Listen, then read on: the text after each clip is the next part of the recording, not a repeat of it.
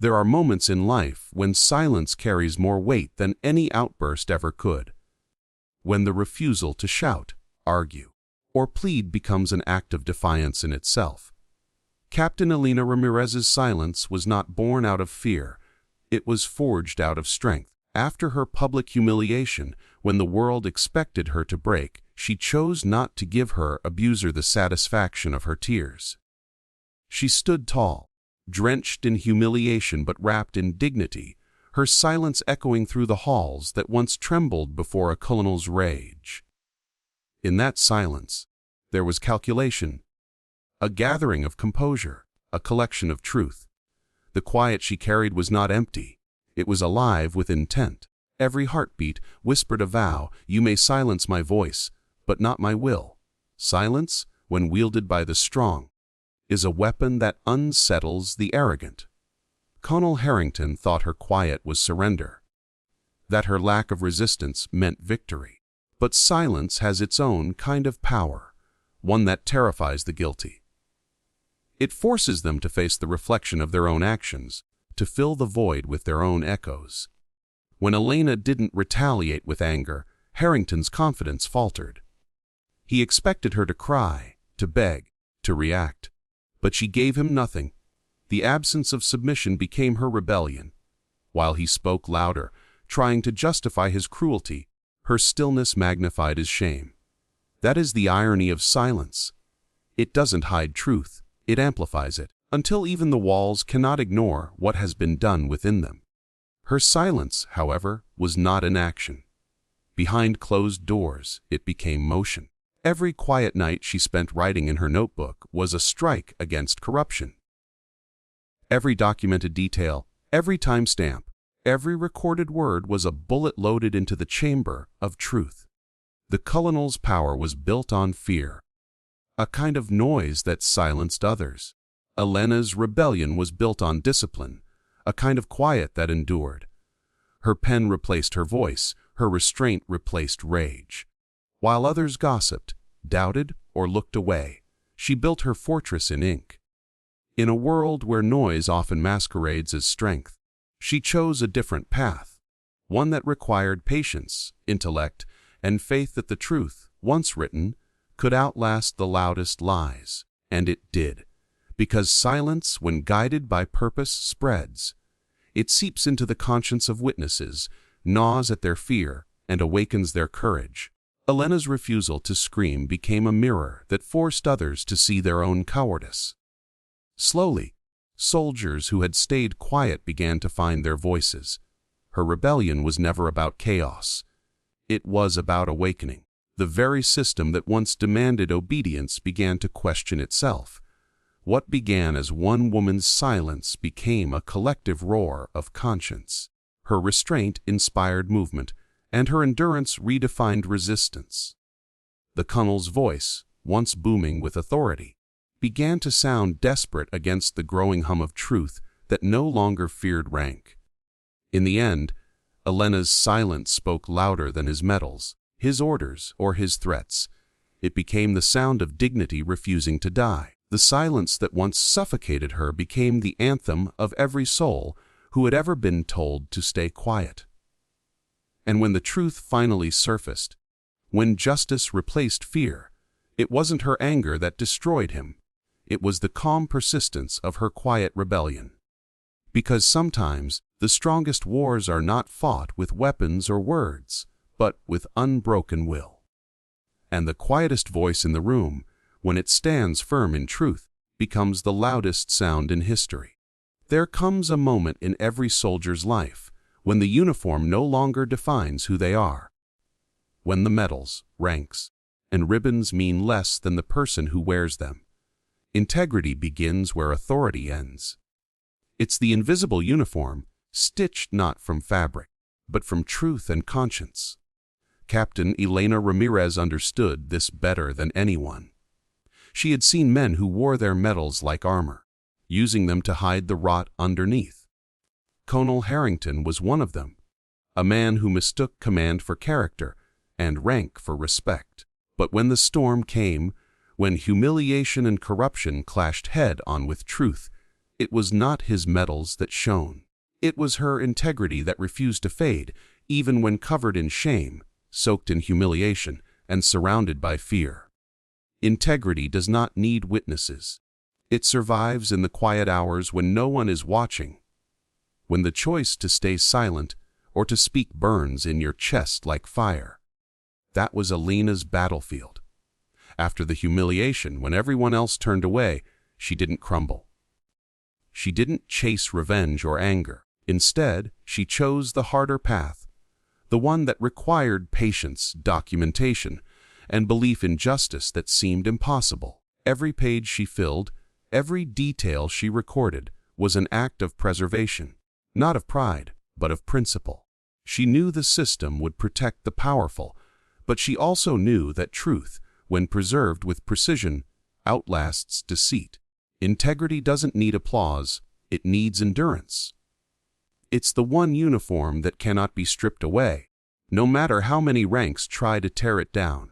Colonel Harrington wore his authority like a crown. He believed respect was demanded, not earned, but authority built on intimidation always collapses under its own weight. When the investigation began, his words sounded rehearsed, hollow, desperate, while Elena's words rang steady, detailed, irrefutable. She didn't shout or plead her case, she presented it, line by line, fact by fact. It wasn't her position that made them listen. It was her integrity. Because integrity doesn't age, doesn't tarnish, doesn't fade under pressure. It stands when everything else falls apart. The colonel's uniform, once polished and proud, became a relic of corruption. Hers, though simple and unadorned, became the symbol of moral leadership. Integrity is not about perfection. It's about consistency. It's about doing the right thing when fear whispers that silence is safer. Alina could have walked away. She could have transferred, let the humiliation die in rumor, and saved her career. But integrity doesn't bargain. It doesn't trade truth for comfort. It stands tall even when standing alone. And in doing so, it forces others to confront what they've ignored. Her courage made others remember what the uniform truly stood for. Not power, but honor. When soldiers began to see her walk across the base again, they didn't see a victim. They saw a reminder, a mirror of the values they had sworn to uphold. In the end, when the medals faded, when the titles were stripped, and the colonel's reputation crumbled into dust, Elena's name remained unshaken, because integrity leaves a mark that outlasts recognition. It becomes legacy. It doesn't shout from podiums or gleam under spotlights. It whispers in the hearts of those who witnessed it, saying this is what right looks like. The uniform can be taken off, the rank can be lost, but integrity is permanent. It's the last uniform that never fades, the one you wear beneath your skin, the one that defines who you are when no one else is watching. Courage is not the absence of fear. It is the refusal to let fear dictate your silence. In the quiet aftermath of humiliation, when the mess hall still echoed with disbelief and shame, Captain Elena Ramirez discovered that courage does not roar. It begins as a whisper, a decision made in private, unseen, unheard. When she sat alone that night, dripping with water and disgrace, her courage took its first breath. It didn't come from anger or vengeance. It came from truth. She picked up her pen, opened her notebook, and began to write. Every line she wrote was a small rebellion, a promise that she would not be erased.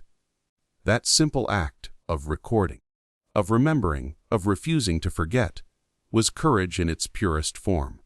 Because courage is not born in battlefields. It's born in moments where you could stay silent, but choose not to. The first act of courage often feels invisible, but it plants a seed that cannot be buried. For weeks, Alina walked through corridors where every glance carried judgment, where conversations died when she entered the room, and where isolation pressed down like armor too heavy to wear. Yet, she endured. That endurance was her defiance. The colonel had expected fear to shatter her, but it only sharpened her resolve. Fear spreads fast. It infects ranks, weakens loyalty, silences witnesses. But courage spreads too, and unlike fear, it strengthens everything it touches. One soldier, one act, one quiet refusal can ignite an entire revolution of conscience. Elena's courage became that spark, a flicker of light in a fortress built on obedience and fear.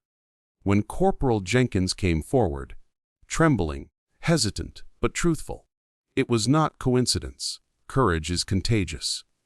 It doesn't need permission to spread, it simply inspires imitation.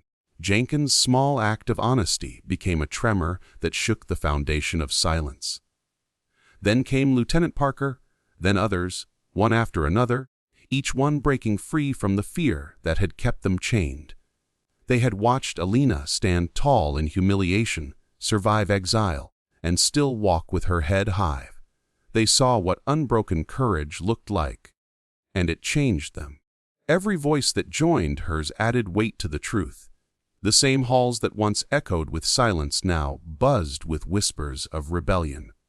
And soon, those whispers became voices, those voices became testimonies, and the testimonies became proof. The power of courage lies not just in confrontation, but in persistence. Harrington wielded power like a weapon, but courage does not fear weapons, it outlasts them. His threats grew sharper, his orders louder, but his power was eroding because courage had begun to multiply beyond his control. You can't intimidate a soldier who has already faced her worst and still chosen to stand. Elena's defiance was not reckless. It was strategic, deliberate, rooted in integrity. She didn't fight with anger, she fought with composure. And that composure broke him faster than rage ever could. That's what true courage does. It doesn't destroy through chaos, it dismantles through truth. In the end, Elena's courage did more than expose a corrupt officer. It redefined what leadership meant. It taught her fellow soldiers that bravery isn't only found in combat, but in character. That speaking up against injustice is no less heroic than standing against an enemy. Her courage became a chain reaction that reached beyond one base, beyond one case, beyond one name. It reminded everyone watching that fear is only as strong as the silence it controls. Once one person dares to stand, the entire system begins to shake. Courage, after all, doesn't just free the one who possesses it. It frees everyone who witnesses it. And long after her name fades from headlines and her story becomes history, the chain reaction she began will continue breaking fear wherever silence once ruled.